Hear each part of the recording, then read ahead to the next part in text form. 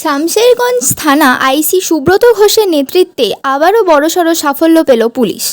বৃহস্পতিবার মধ্যরাত্রে মুর্শিদাবাদের শামশেরগঞ্জ থানার পুলিশের পৃথক দুটি অভিযানে বড়সড় সাফল্য মিলল। একটি অভিযানে জুয়ার ঠেক থেকে 7 জনকে গ্রেপ্তার করা হয়েছে এবং অন্য একটি অভিযানে বিপুল পরিমাণ জাল নোটসহ এক ব্যক্তিকে হাতে নাতে ধরেছে পুলিশ। গোপন সূত্রে খবর পেয়ে বৃহস্পতিবার গভীর রাতে শামশেরগঞ্জের চাঁদনীচোহা এলাকায় আমবাগানে জুয়া খেলারত অবস্থায় 7 জনকে গ্রেপ্তার করা হয়। অন্যদিকে কলাবাগান ঘাট এলাকায় পাচারের আগেই উদ্ধার হলো জাল নোট। শামশেরগঞ্জ থানার এই সক্রিয় ভূমিকা সাধারণ মানুষের প্রশংসা কুড়িয়েছে।